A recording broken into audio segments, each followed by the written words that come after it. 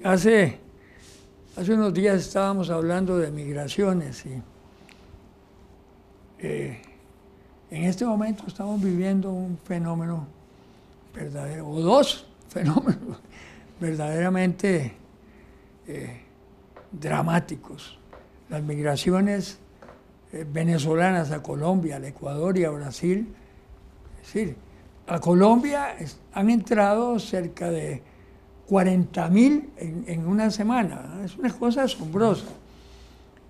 Entonces dijeron los ecuatorianos, pero nosotros también han entrado un montón. Bueno, ¿qué va a pasar con esa gente? Es decir, se irá a asentar en tierra colombiana o en tierra brasileña o en tierra ecuatoriana, encontrará su ambiente apropiado para sobrevivir ahí, porque van con niños y con todo. Y ahora tenemos el caso que estábamos hablando de los nicaragüenses, que también son unas migraciones, pero claro, Nicaragua tiene 6 millones de habitantes y los otros, de manera que por más grande que sea, no es algo así tan impresionante como lo que se está dando en estos países de Sudamérica. Y yo no veo solución, así rápidamente no veo ninguna solución. Y que cualquiera que sea el desenlace político de las situaciones, la vuelta a lo que llaman normalidad, sí, estamos lejos. Es muy lenta, ¿verdad? Sí, así es. Y hay una constante en todo eso, la improbabilidad del regreso. Eso es. Eso se da. Bueno, el caso africano, por ejemplo. Sí, ahí está, en Europa. En Europa. Pero están llegando, son oleadas, ¿verdad?, de africanos migrantes, ¿verdad?, asombroso, ¿verdad? Y en España los acogieron durante bastante tiempo, hasta que pararon, ¿verdad?, porque los otros países de Europa lo frenaron, ahí hay la desventaja. El color. España ya tiene experiencia. Sí, claro. La invasión islámica de la península le duró 700 años, fueron. Sí. Ahora no.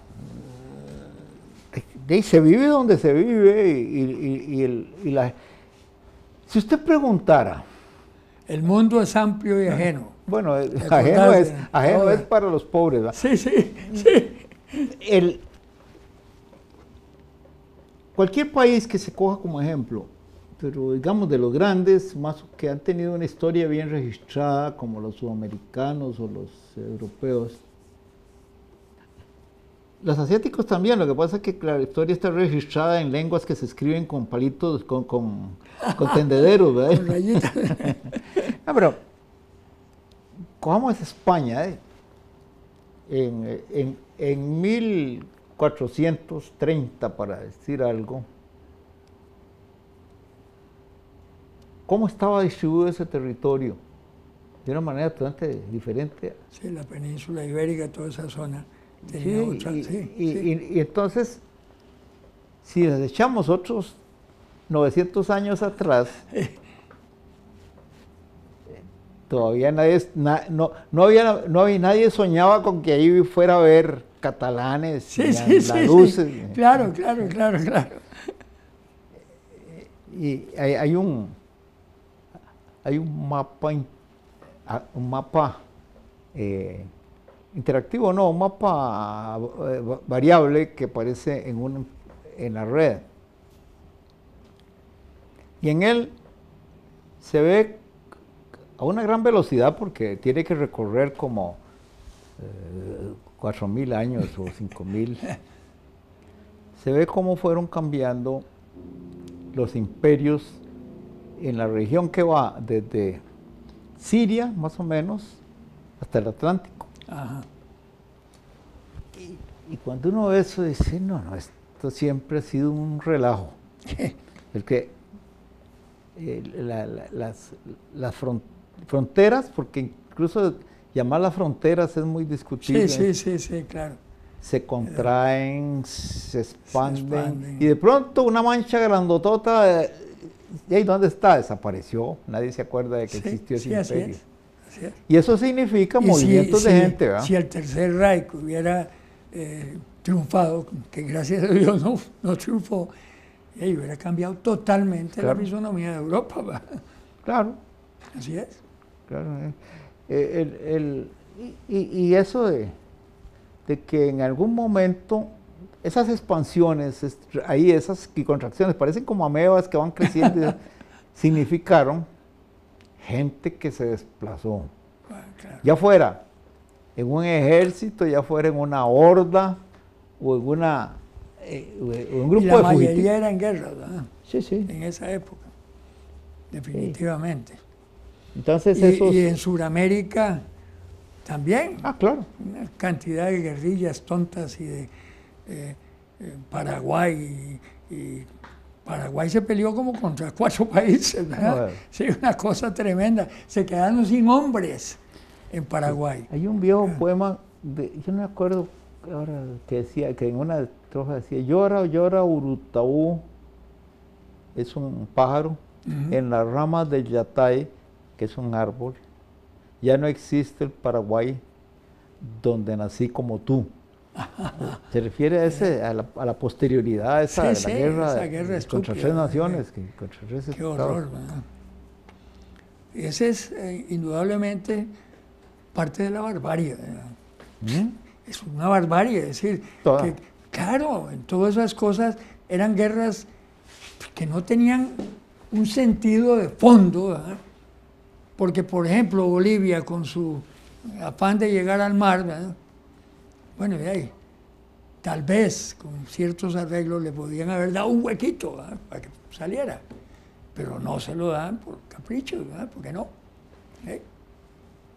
Sí, sí. Y usted se Eso imagina, lo decís, pues, se lo decís vos a otra persona, a otro, Claro. y te manda al carajo. Sí, eso es. yo me imagino lo que la crucifixión que sufriría un presidente de Chile ya en el poder, diciendo que le va a dar una franja de 10 kilómetros a Bolivia. Lo votan. Lo votan, ¿no? Claro, claro No, no. que lo votan. Es que el sentido de la horda, por dicha ahora existe fútbol para que se canalice un poco Para por que ese se lado. peleen. Para que se canalice. ¿Quién era el que escribió un artículo? Yo creo que fue Jacques Sagot, de por qué el fútbol es realmente una guerra más civilizada, pero la califica como una guerra Sí, sí. y explica todas las defensas y el ataque y toda la descripción que hace de veras es de un combate tremendo, No, pero pero- afortunadamente futbolístico. Pues claro, pero, Sí, sí. Visto el terreno, con la gente que actúa dentro y a los lados para... Pero si se va a la gradería, eso usted se encuentra con el desastre, ¿verdad? Porque, Y ahora hubo muertos y todo en Perú, ¿verdad? ¿en? En Perú, con un juego de fútbol. Ah, no, ahí fue. En las graderías se mataron y fue una cosa horrible, ¿verdad? Así que, es que el fanatismo es como el fanatismo religioso, ¿verdad? El fanatismo por el fútbol. Porque sí, llegan a extremos que uno dice, pero ¿cómo va a ser esto? Sí. Sí es tan raro, ¿verdad? Y, la última vez que yo fui a ver un partido Saprissa Alajuela, hace tantos años, fue en el estadio de Tibás, en el de Saprissa. Y recuerdo que en un momento dado hubo un individuo que se subió, no me acuerdo cómo está, ya olvido exactamente cómo está dispuesto el estadio o estaba, pero había una especie de columna cortada que servía de ancla a una malla. Ajá. Una cosa puramente arquitectónica Sí. que no impedía la vista al terreno. Al campo. Yo no me había fijado que eso estaba ahí hasta el momento en que, cuando avanzaba el segundo tiempo, no voy a decir quién estaba ganando para que no digan que... Que era la abuela. No. Si hubiera estado jugando Carmelita, sí lo digo. Entonces, Bueno. un individuo del equipo que estaba perdiendo, supuestamente indignado con el árbitro, que es el que siempre tiene la culpa. Claro. Es decir, los árbitros son los únicos que no celebran el 15 de agosto. Entonces, se subió a ese tronco de columna y gesticulando como de una manera que parecía heroica, ¿verdad? Arengaba al equipo. a la gradería para que se tirara a la cancha, a matar al árbitro, pero en serio, en serio. Qué bárbaro. Y lo hacía sin percatarse de que había mucha gente viéndolo y que probablemente le estaban sacando fotos. ¿Qué clase de energúmeno es ese? Oye, decía mi papá, bueno, esto hace tantos años, yo tampoco lo recuerdo, ¿no? Que cuando se cayó la gradería de sol del Estadio Nacional, en aquel tiempo, que se cayó, empezó con una bronca del carajo en la gradería contra el árbitro, y se cayó, y hubo muertos y heridos y todo, fue tremendo, ¿no? Esa caída de la gradería del sol. Pero ve cómo son las cosas, ¿no? Yo fui testigo de una caída de no sé cuántos espectadores que estaban viendo un partido en el que yo estaba viendo mucho antes del que me conté antes. Yo era en el estadio Alejandro Morera. Ajá. Yo no sé si ya se llamaba así, pero era el estadio de La Juela. Sí. Entonces, por alguna razón habían construido en la parte sur dos cobertizos, digamos, utilitarios, no eran de cemento. Me parece que uno servía algo así como para restaurar en ciertas actividades, una cosa así. Bueno, la gradería de sol esa vieja era de madera, exacto, por supuesto, claro. Entonces, estaban esos cobertizos bien construidos, se veían fuertes, estaban a una distancia como de 20 metros uno del otro y se extendían en el costado sur. Costado sur. Yo llegué tarde con un hermano y ya no había dónde meterse y encontramos espacio encima de uno de esos cobertizos donde ya había un montón de gente. Ahí arriba estábamos. Sí, sí. De pronto, yo no recuerdo por qué razón, esa nunca lo he olvidado. ¿Pero cuántos años tenía? Decidimos, o yo decidí, o mi marido decidió que nos fuéramos al otro. Tal vez porque había menos gente, no sé. Sí, sí. Entonces, nos bajamos, nos subimos en el otro. Y yo recuerdo es que estando en el otro, el partido ya estaba en funcia. Me acuerdo que estaba jugando como defensa de la liga un jugador que había sido de Saprissa, que era Saningo Soto. Saningo, claro, Saningo Soto. No, defensa no, era delantero. Delantero. Y estaba un delantero de la liga, esos famosos que se llamaba Juan Ulloa. Claro. No, pero muy conocidos, claro. Y entonces yo recuerdo... Eran buenos los dos. Yo recuerdo que de pronto yo escuché un ruido que me llamó la atención y volví a ver hacia la izquierda. Y vi donde el techo del cobertizo, que estaba lleno de gente, el otro donde habíamos estado, caía de un solo tiro. Y ¡a los diablos! Y entonces, bueno, por supuesto, lo primero que se dije, no, bajemos de aquí porque ahora sigue este. Sí, claro. Por cierto, no ocurrió. Bueno. Pero después, cuando regresábamos, porque usamos, el viaje lo hicimos en el tren del Pacífico, claro, hasta Ciruelas y de ahí a... Sí. Cuando veníamos de vuelta, iba todo el vagón donde veníamos lleno de gente con contusiones, con brazos quebrados, una cosa horrenda, ¿verdad? No murió nadie, por cierto. Gracias a Dios. Pero qué cerca que estuvimos de una torta. Y claro, bueno, eso fue una cosa fortuita, pero yo creo que también es que la gente no se cuidaba de que abajo la cosa no estaba muy firme y entonces brincaban. Y si uno lo ve en el estadio Saprissa, a mí me preocupa muchas veces cómo se hace, donde están brincando. Que es una construcción muy buena, es un ingeniero extraordinario. Sí. El que construyó el puente de Génova, supongo. Ah, bueno, sí, sí. Qué horror, claro, qué horror, no, qué va.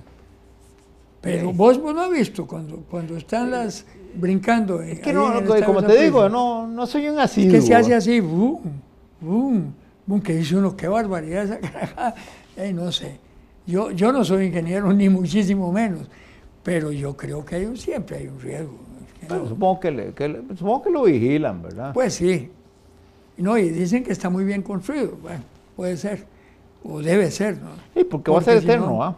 ¿Ah? Va a ser eterno. Uy, ¿cómo eterno? Sí. Saprissa va a ser eterno. No. O el puente, o la gradería.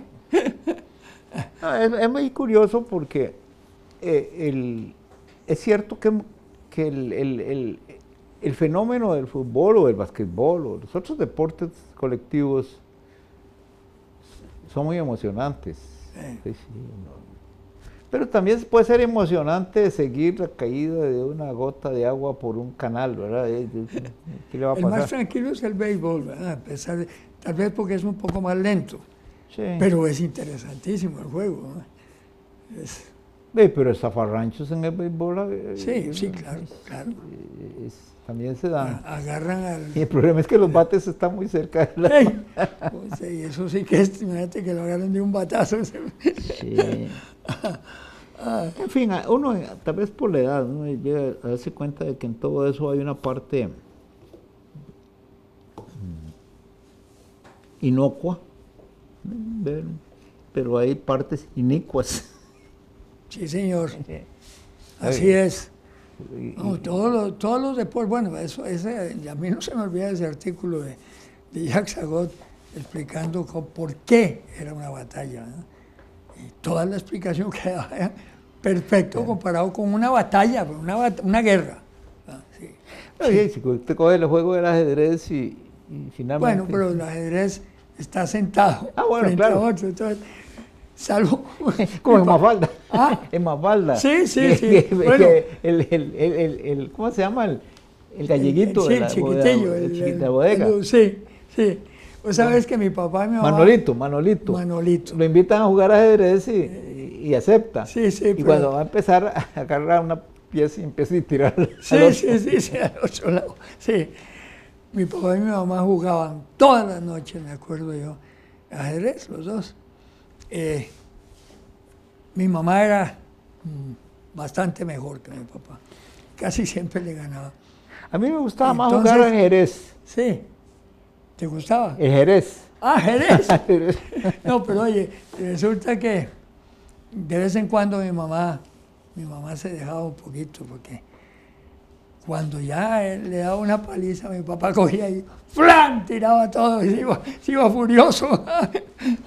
Cuando le daban un jaque mate de esos de improviso. Sí, en la familia todo el mundo jugó ajedrez y fue... Yo lo dejé ya por viejo, porque jugué mucho en la casa y les enseñaba a los hijos y cada vez que llegaba algún amigo o algo jugábamos ajedrez. Pero ya llegó un momento en que, como todo en la vida, ¿verdad? Que se desplaza uno a otras actividades y entonces ya no tiene tiempo de sentarse a jugar ajedrez.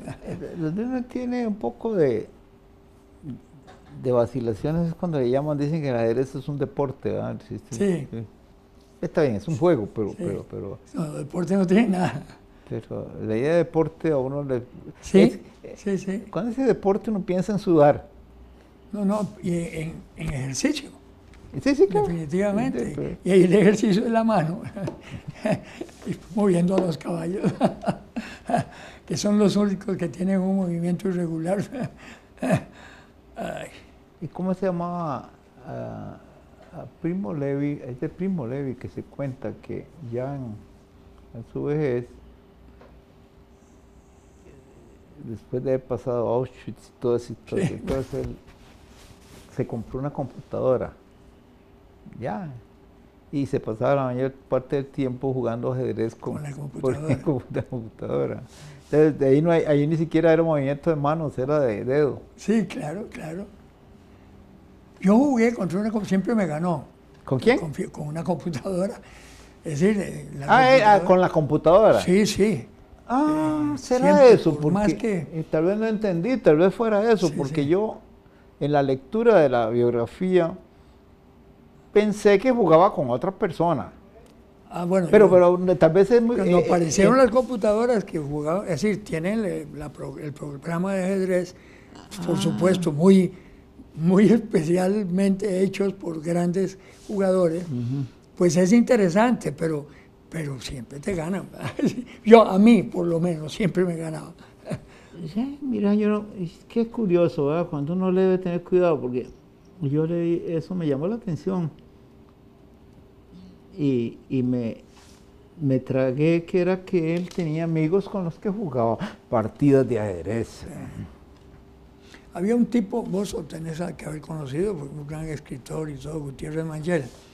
Ah, sí, claro. Sí, jugaba ajedrez, que era una maravilla. Sí, fue jugaba lo que se llaman con varias personas, ponían 12, sí, y 13, y entonces él iba pasando, y al 90% le ganaba.